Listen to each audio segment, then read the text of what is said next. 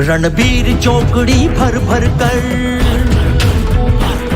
चेतक बन गया निराला था। राणा प्रताप के घोड़े से पड़ गया हवा का पाला था। गिरता ना कभी चेतक तन पर, राणा प्रताप का घोड़ा था वह दौड़ रहा अरी मस्तक पर। वह आसमान का घोड़ा था, वह आसमान का घोड़ा था, जो तनिक हवा से भाग हिली लेकर सवार उड़ जाता था। राणा की पुतली फिरी नहीं तब तक चेतक मुड़ जाता था। कौशल दिखाया चालों में, उड़ गया भयानक भालों में, निर्भीक गया वह ढालों में, सरपट दौड़ा कर नालों में, सरपट दौड़ा कर नालों में।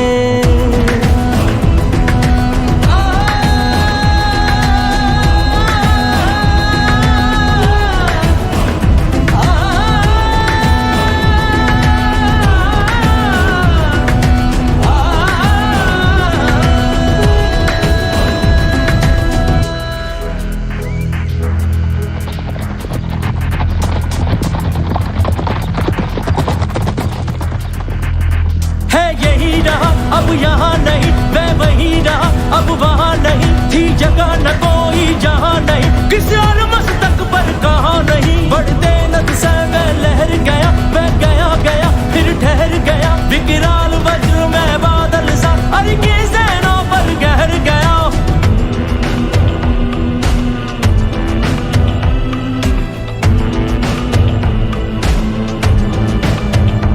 भाला गिर गया गिरा निशंग, हाय टापों से खन गया। बैरी समाज रह गया दंग, घोड़े का ऐसा देख रंग।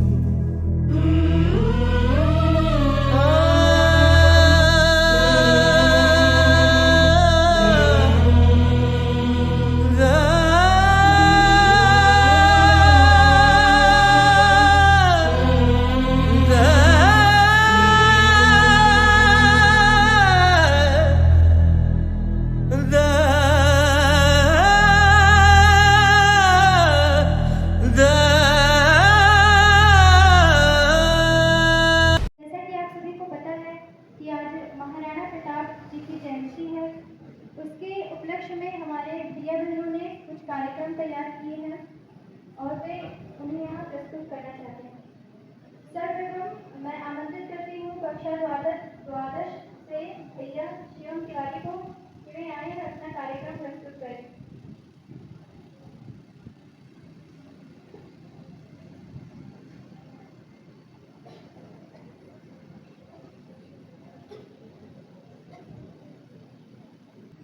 सर्वप्रथम मेरी ओर से आप सभी को जय श्री राम।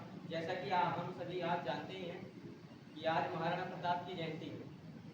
इन्हीं के कारण अगर आप जानते हो तो मिट्टी भी राजस्थानी चंदन मानी जाती है, जहाँ पर वीर रस और उत्साह और इत्यादि गुण जब मानव शरीर धारण करके इस धरती पर चले आते हैं, तब जाकर महाराणा प्रताप जैसे एक महान क्रांतिकारी जन्म लेते हैं। महाराणा प्रताप का जन्म विक्रम संवत 1597 ईस्वी में हुआ था। इनके पिता का नाम राणा सांगा था और इनकी माता का नाम जयवंती बाई, महाराणा उदय सिंह था, और इनके बाबा का नाम महाराणा सांगा था। इनके बारे में प्रचलित है कि इनके शरीर पर 90 किलो का कवच था, 10-10 किलो के 2 जूते, और फिर इनकी 20-20 किलो की 2 तलवारें और 80 किलो का भाला। जब ये सब हथियारों को लेकर ये जब चलते थे तो जो सामने के दुश्मन सैनिक होते थे उन्हें ऐसा लगता था कि अगर ये सामने अगर आ गए तो फिर हमारा भी खान वैसा ही होगा जैसे कि बहलोन खान का हुआ था। युद्ध में ऐसा हुआ था कि बहलोन खान ने इनके काफ़ी सैनिकों को मारा था, और इन्होंने जब देखा कि बहलोन खान ऐसा कर रहा है तभी उसकी ओर बढ़े और अपने तलवार के एक प्रहार से उसके घोड़े से काट डाला। अर्थात उनकी भुजाओं में ऐसा साहस था जो कि जिससे सभी भयभीत थे। जो अकबर था, क्योंकि उस समय देश को गुलाम बनाना चाहता था, वो जानता था कि अगर मैं इनके सामने आ गया तो फिर बचूंगा नहीं, इसलिए वह कभी भी इनके सामने नहीं आया। तो हमें महाराणा प्रताप के जीवन से यह शिक्षा लेनी चाहिए कि हमें अपने धर्म का, हमें अपने भारतीय संस्कृति का सम्मान करना चाहिए और उसे संजो कर रखना चाहिए, ताकि हमारी आने वाली पीढ़ियाँ भी उससे पालन कर सकें। जय श्री राम। करती हूँ कक्षा षष्ठ से बहन मानी शुक्ला को कि वे आए और अपना कार्यक्रम प्रस्तुत करें। Good morning to my respected principal, teachers and all my dear friends. Today my topic is Maharana Pratap. Maharana Pratap was a great king. He was born on 9 May 1548. His father's name was Mr. Uday Singh and his mother's name was Queen Jayanta Bai. He was fought many wars against Mughal Empire. His famous war was Haldi Ghati War. He was इसके पश्चात कक्षा सप्तम से भैया कार्तिकेय शर्मा।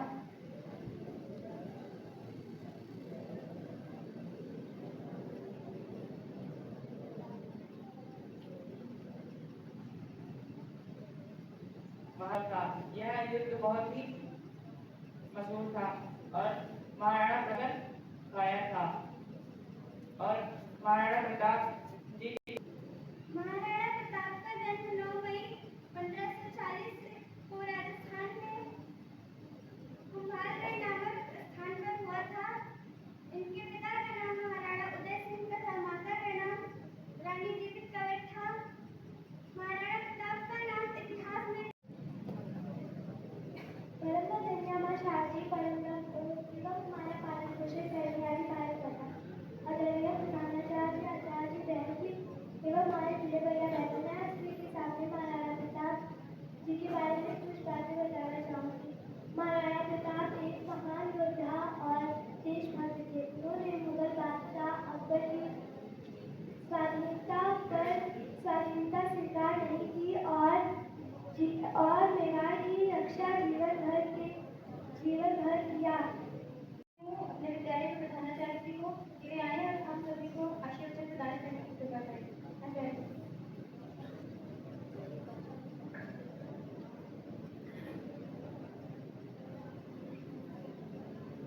पूर्णिमा साहनी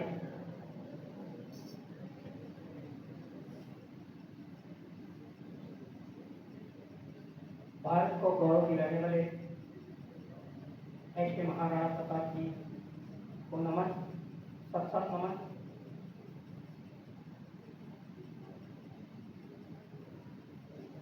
अपने इतिहास में ऐसे महापुरुष कम मिलते हैं जिन्होंने अपने पूरे परिवार का बलिदान कर इसके लिए देश और धर्म की रक्षा की। इनके पिताजी का जब जन्म हुआ था, महाराणा प्रताप के जन्म के बाद उनकी रक्षा कैसे हुई, राणा उदय सिंह की रक्षा पन्ना भाई ने किया। उनकी कहानी आज भी अमर है और उन्हीं के एक पुत्र राणा प्रताप हैं। इनका पूरा परिवार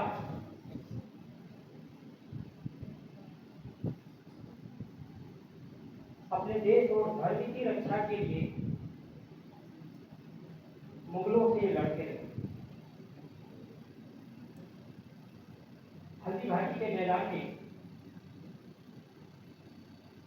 इनका युद्ध महाराणा प्रताप से हुआ। इनके घोड़े का नाम चेतक था।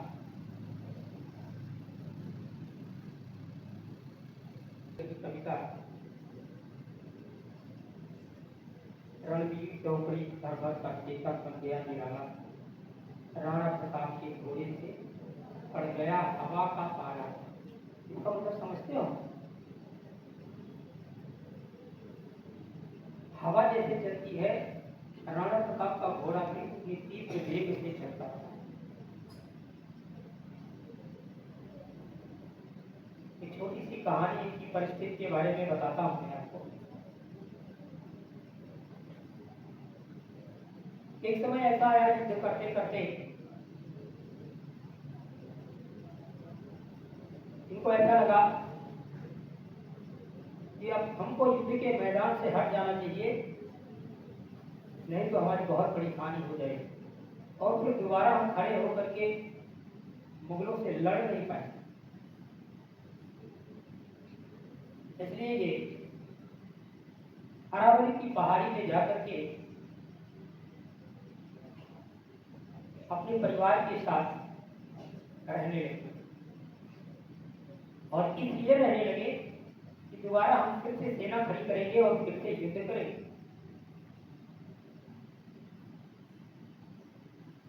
बुद्धा नाम का एक बालक था जो अपने घर से रोटी बनवा करके उनके लिए ले जाता था।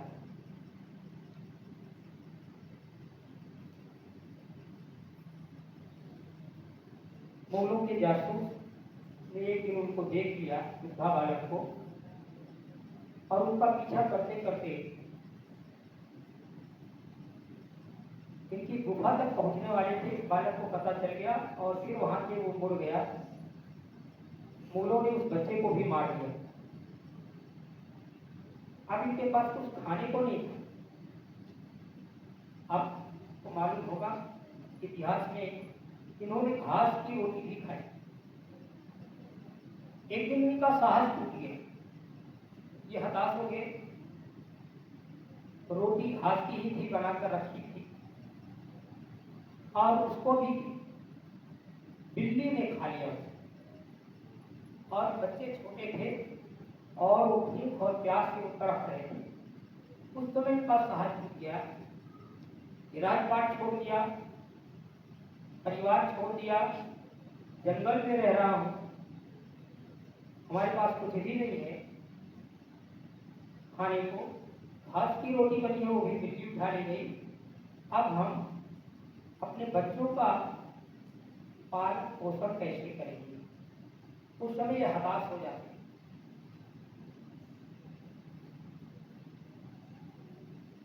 इनके मित्र थे, मंत्री थे, जो भी कहिए, भामाशाह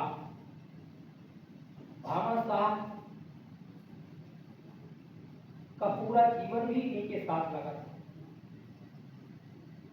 एक गड्ढर में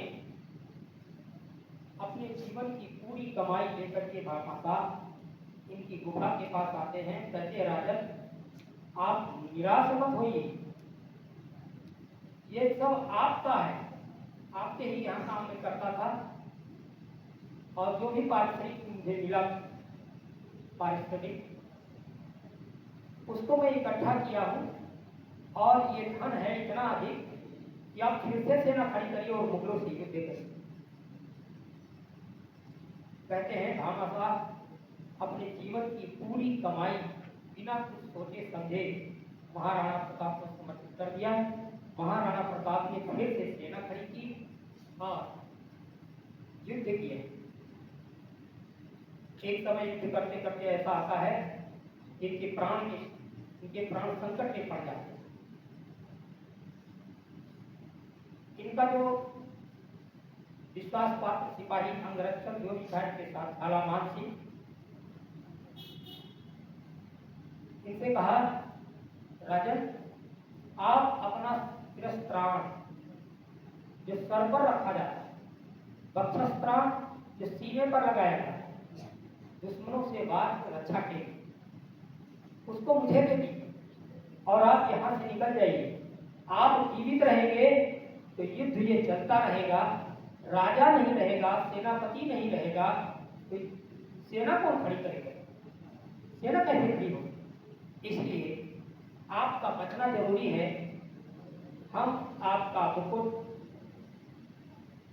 धारण कर लेते हैं सर पर, अब आप निकल जाए। ऐसा कह करके झाला मान सिंह ने महाराणा प्रताप का शिरस्त्राण धारण कर दिया सर पर और सीने पर। उसी से उनकी पहचान की। युद्ध के समय कोई पहचान नहीं करता किसी को, ध्वज रहता था और वो मुकुट रहता था जिससे वह व्यक्ति पहचाना जाता। ध्वज ले लिया झाला मान सिंह ने, उनका मुकुट धारण कर लिया और घोड़े पर बैठ गया और उनको कहा कि हम जाइए। और फिर वहाँ से वो भाग करके आते हैं, अरावली की पहाड़ी छिप जाते हैं। झालावाड़ से युद्ध करते करते वीर गति को प्राप्त हो। ऐसे ही अपना इतिहास वीरों से भरा हुआ है।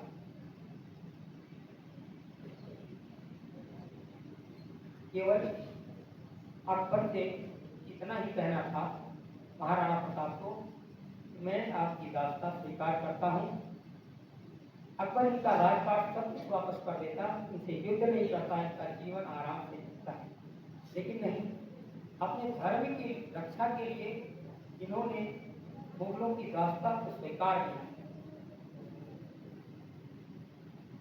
ऐसा त्याग और बलिदान समाज में बहुत कम देखने को मिलता है। दिल्ली का युद्ध हो रहा था, शिवाजी लड़ रहे थे, राजस्थान में महाराणा प्रताप लड़ रहे थे और उत्तर भारत में वीरभद्र बैरागी लड़ रहे थे। ये तीनों बहादुर देशभक्त एक तरफ से मुगलों से एक साथ युद्ध करने के लिए अपने समाज के आज के दिन हम सबको इनसे यही प्रेरणा लेनी चाहिए के जीवन से कि हम छोटे मोटे स्वार्थ में आकर के अपने देश की रक्षा करने से विचलित न हो। आज एक तरह से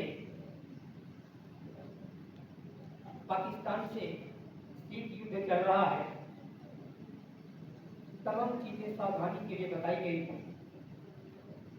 अभी कल एक अखबार में निकला, यदि आप कहीं सफर कर रहे हैं, फिर कोई सैनिक है आपके ट्रेन के कंपार्टमेंट में है आपके, अगर वो खड़ा है, सीट नहीं है, तो आप उसको खड़े हो जाइए, अपनी सीट उसको दे दीजिए। कहीं उसको शीघ्रता है जाने के लिए आपके पास साधन है तो उसको गंतव्य तक पहुंचाइए उसको। क्यों? क्योंकि वह सीमा पर रहता है तो हम सैनिक की नींद सोते हैं। यदि वो सीमा पर नहीं रहेगा तो हम सुरक्षित नहीं हैं और ना हम सैनिक की नींद सो सकते हैं। इस तरह से इन देशभक्तों को सब नमन और आप सबसे यही आग्रह है, इनके बताए हुए प्रेरणादायी मार्ग पर चलें।